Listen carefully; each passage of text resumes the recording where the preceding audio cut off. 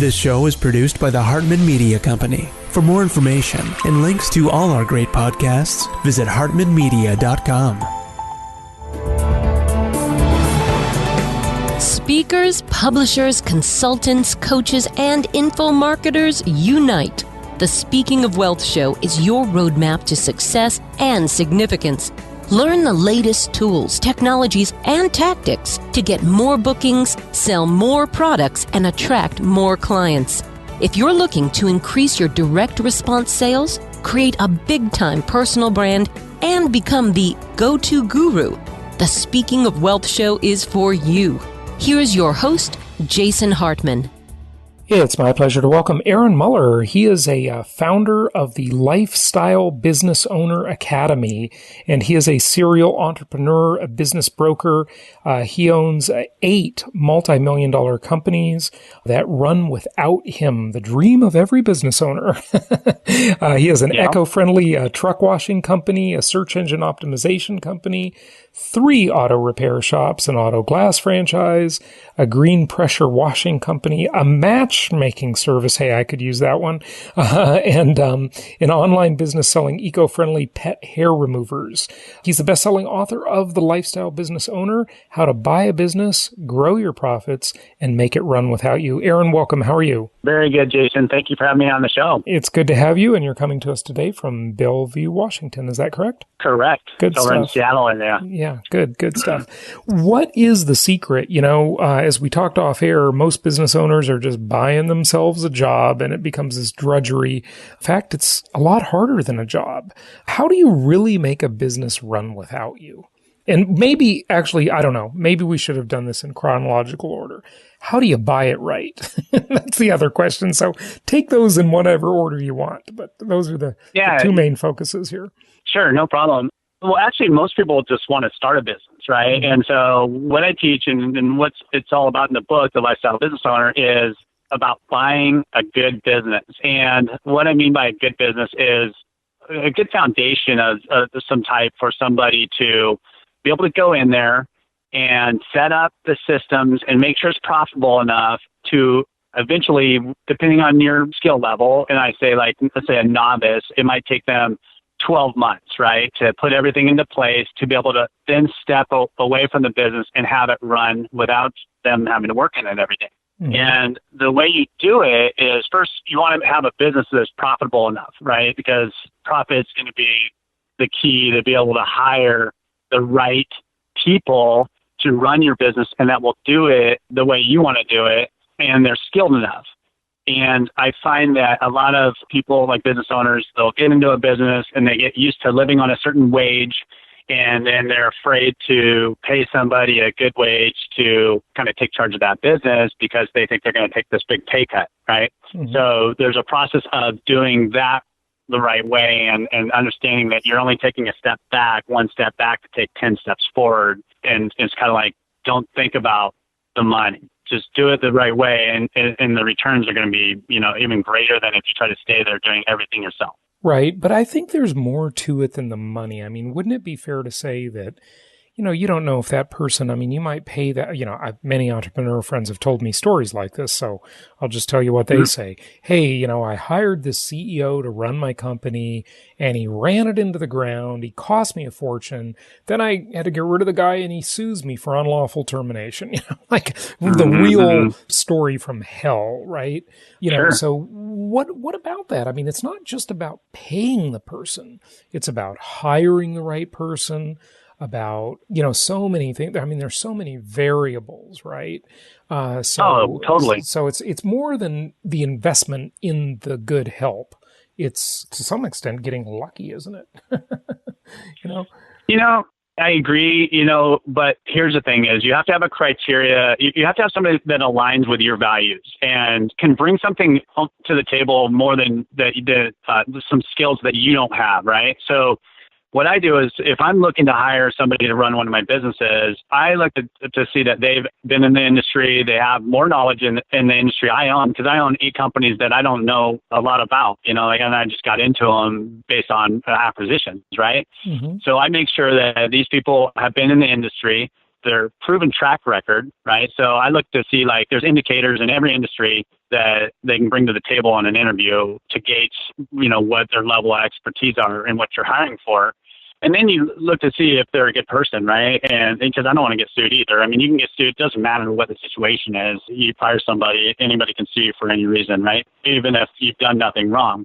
So you want to try to get somebody that has good integrity, right? And you got to use your own senses, obviously, when you do that, but also by having somebody who goes into that position with kind of open eyes, and they're not looking to change your business, but they're looking to kind of follow your direction. That's what I focus on.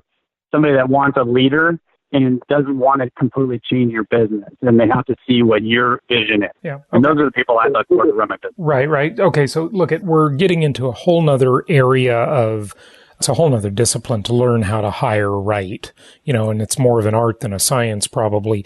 So I don't want to go too far afield on that, but that is one of the things that, you hear these stories where people have had bad experiences with that, of course. So is that it? Is that really the answer then? Simply buy a good business and then hire a good person to run it? Or there's got to be more to it, right? No, yeah. What I said, you want to make sure that your systems are in place so this business is operating how you would want to operate it on a daily basis. So you go in there, you make sure that there's a step-by-step processes of whatever areas of the business are, and make sure that everyone's trained in those areas and they follow those. So basically, when you hire somebody with a CEO that's going to be running your business, what an owner wants to do is spend at least 5 hours a week spot checking that CEO, making sure that they're running that business the way they would run that business. And that's how you get somebody to run your business without you having to be there every day, by just having everything in place. And that's where setting it up for that first 12 months that you own that business so that it will run the way that you want it to run. And then you spot check it along the way. Mm-hmm. Okay, good. Makes sense. What kind of systems or software or things do you use to make this? I mean, hearing about all these businesses that you have, and they're completely different. They're not even related to each other in many ways. That just sounds like it's going to be chaos. How do you manage that? I mean, dive into some, specifics about that for our listeners, if you would. Sure. Every industry, or not every industry, but most industries have software that help manage that industry, right? So let's say I have an auto repair business. I have a shop management system that I can set up in place, profit margins on parts, purchase ordering, sales matrix, to make sure that, it's just being followed a certain way and there's no change that's happening from the employees. And then you run reports once a week to see the numbers. So I run a lot of my businesses based off the numbers, because the numbers tell you what's going on. And if you follow your business once a week and look at the numbers, and some businesses daily, depending on if it's an e-commerce business or something like that, you want to see what your sales are and everything, you can make changes very rapidly. So the softwares are typically built around your industry that you're in. And if there's not a software that's there, then it's about scheduling softwares and different things like that you can implement and make sure that there's just a certain way of doing things in that business, and you just spot check what they're supposed to be doing. Mm-hmm. Okay, good. So finding that industry's software, setting it up, paying for it, and really keeping tabs on it, right? Exactly. Just keeping tabs on that, those indicators that you've determined are important to tell you something that's going on in your business. Mm-hmm. Okay. Good. Makes sense. Okay. Tell us more. What else do people need to know? Well, obviously, you need to be able to do strategic marketing, right? And you have to be able to get sales in the door. And so as a small business owner, we have very small budgets. And I'm talking, when I say small businesses, it could be a business from $500,000 in revenues to even $5 million in revenues, right? So you have to really be aware of your budgets when you're talking about marketing. And you can hire all kinds of companies out there that'll do all sorts of plans for you and everything, but they are never thinking about saving you money. They're just thinking about getting you sales or calls or whatever they might want to do, or new customers. But anybody can do that if you have a high budget. But if you really narrow down your budget it makes it harder. So you have to be very strategic. And so finding ways of bringing in the same amount of business, but not spending huge dollars to do it. And so that's something that we teach how to do in small business. Yeah, absolutely. And the revenues are what's going to get you, better people too, because now you're going to have the revenues to be able to hire better quality people and more profits. Right. Okay, but before we do that, tell us about some of these specific marketing techniques, if you would. I mean, that's the holy grail of every business is getting more sales in the door and doing it economically where your cost per lead is low. So these days, SEO is a huge thing. Search engine optimization, where you rank high on Google and Bing and everything, mostly Google. But the problem with that is it's changing. That world's changing, and they're making it more paid to play, where you have to get ranking high, you have to actually pay every time somebody clicks on it. So a lot of people have started going to social media. And I think if you ignore social media in your business, you're going to be way behind in the times, because it's becoming more and more effective and reasonable marketing dollars spent. And so there's all kinds of information you can get into, like Facebook, let's just say, just like that whole scandal that went on. I mean, you can basically find out, like, people that buy, like, I have a pet hair product, right? I found people that have bought other cat products or own a cat, and they buy pet products like that, and I only market to them, and I'm spending like 16 cents a click. That's it. And that's a really effective, reasonable marketing. And that's what I'm talking about, where I could call a company up and they're going to, quote me, yeah, you're going to say $3 to $5 a click.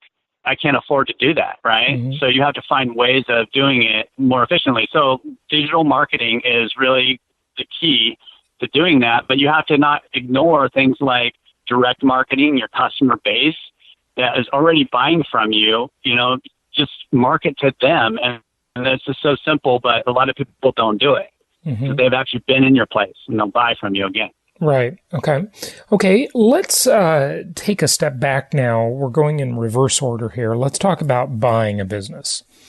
How do you determine what business to buy? Where do you find the businesses? There are all these, business broker websites, or, I mean, you can get a business broker like yourself. You can go to one of these websites. I don't want to say they're broker websites because they're not really broker websites. They're just platforms where people list businesses for sale. And I mean, you can just spend forever looking around, and it seems as though they're all kind of overpriced. What do you do to find one? Where do you look? Tell us that first. Where's the best place to look? Sure. I go to the best website is BizBuySell or businessbroker.net, mm-hmm. bizbuysell.com or businessbroker.net. Yep. And I've been there. They have hundreds of businesses, and you're totally right. A lot of them are overpriced. You don't know if you believe what's going on them or anything, right? You can get information. It's not what it says, right? So I tell people when you're looking to buy a business, what you want to do is first determine how much money you have to make, not how much you want to make, right?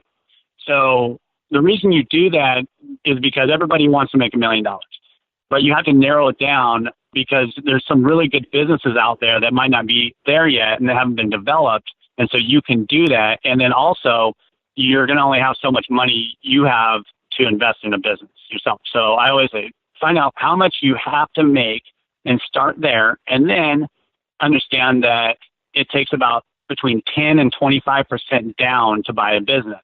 So if you figure out the numbers first, and then you can understand what you can afford and what you can live on, and then you narrow down those kind of businesses that are displaying those types of numbers and everything out there on the market. But when it comes down to like what type of business you want to own, I try to recommend people get into something that they could use their skill set. So if I've never owned a restaurant, I know nothing about the business, I've never worked in a restaurant, I don't want to buy a restaurant, I don't want to buy a bar, but a lot of people do because it sounds sexy, right? I don't recommend doing that unless you've been in those industries. But if you, let's say, are a great marketer or salesperson, there are so many industries, service industries, manufacturing businesses. You can get into any one of those because you just bring that skill set to the table and hire the experts around you. Mm-hmm. So it just has to fit the numbers first, because I always say, don't buy your hobby. If you love flowers, don't buy flowers, because if that business doesn't do well, you're going to hate flowers and now you never want to touch them again. So find something that makes sense. Okay. What do we do? So go to these websites that you mentioned, figure out how much money you want to make or need to make, and then what? How do you structure the offer? I mean, there's just no limit to the amount of choices and ways you can do it. That's why I wish someone would write a book about, the way the sharks do it on Shark Tank, for example. And of course, that's different than what we're talking about, because that's where you invest in a business versus buying it outright. But, there seems to be certain patterns to the way they figure out how to structure deals. Is there some sort of formula? I mean, there are multiple, certain earnings multiples and customary in certain industries. I know that, of course, but there's a million ways you can slice and dice that. You could pay all now, you can do payments, you can do an earnout, you can do a note, you can do an equity, profit share. I mean, it just goes on forever. I say that the larger the deal, the more creative it gets. Okay. So the smaller the deal, the more likely that you're going to go in there and you're going to put a substantial down payment down, and the bank's going to finance the rest of it. Maybe the seller will finance 10% of it, and you just buy it outright and you move on, because a lot of times you don't want the seller to stay there. I mean, they're just going to disrupt you taking that business to the level you want to be there at. And, their heart's not in it. They're going to be trying to tell you what they think you should do. And so you just want to get them out. But let's just say a larger deal, then you get maybe a little more creative. But the reason why people do earnouts a lot of times is they're trying to sell a business for more than it's worth. So what happens is a buyer will say, okay, I'll give you that $3 million for the business, but I want to see X amount of profit in this business. And so you need to stick around for the next 2 years to help me get there. Mm-hmm. It's like golden handcuffs, right. And it's not a good deal for the sellers a lot of times. And buyers, sometimes it's harder to get cooperation in the whole process once they've owned the business, because this person wants to be out. I mean, they've decided they wanted to sell their business for a reason. They don't want to stay there and try to build it for somebody else. Mm-hmm. Okay. And then a lot of times they don't hit the number, and then they don't get their earnout. Mm-hmm. All right. Makes sense. I can see where that psychology would come into play for sure. Is there anything else you want to tell people about doing this? Are there any standardized forms, or is it, sort of the forms that the local board of realtors has for business opportunities, and those will probably not be very good, I'm guessing, or standardized forms you can buy online or get from a software package, or do you have to go hire a lawyer each time and go through huge lawyer bills, and you don't even know if you'll get anything that good half the time either. So what do you do for the documents, the contract? I'd say go through a business broker. It's going to be a lot easier. Don't try to do this on your own. It is kind of complicated, and it can get complicated. So you just want to have a good understanding. And that's why in the book I talk about just kind of the process of it all, so that you at least understand what the broker's talking to you about. So kind of going back on what I was telling you on the website, you find businesses that have interest to you. Now you reach out to those businesses, and usually a broker has them listed. And then that's when you start meeting brokers, and you decide which one fits your personality and will be a good broker for you, right? And then they're going to be able to help you through the process of structuring the deal, how you might want to do it, helping you get financing, helping you find a good business, even matching you. If it's like a matchmaking service, right? If you get a good broker, they're going to listen to you. And then they're going to say, you know what, just from talking to you and your background, your past experience of everything, I think this business would be really good for you. They're going to help you do that. I mean, I didn't know I wanted to buy an auto repair shop back in 2000. I was not in the mechanic business at all. And a broker said, Aaron, I think he kind of knew me and everything. And he said, I got a business for you. And I thought he was crazy, but it was the best business I ever bought. Mm-hmm. Okay. Yeah, good. Good to hear. Okay, great. Give out your website. Tell people where they can find out more. All right, they can go to lifestylebusinessowner.com, and they can get like 4 free training videos if they go there, or lboacademy.com. Good stuff. Aaron Muller, thanks for joining us. Hey, thank you so much, Jason. Thank you so much for listening. Please be sure to subscribe so that you don't miss any episodes. Be sure to check out the show's specific website and our general website, hartmanmedia.com, for appropriate disclaimers and terms of service. Remember that guest opinions are their own, and if you require specific legal or tax advice or advice in any other specialized area, please consult an appropriate professional. And we also very much appreciate you reviewing the show. Please go to iTunes or Stitcher Radio or whatever platform you're using and write a review for the show. We would very much appreciate that. And be sure to make it official and subscribe so you do not miss any episodes. We look forward to seeing you on the next episode.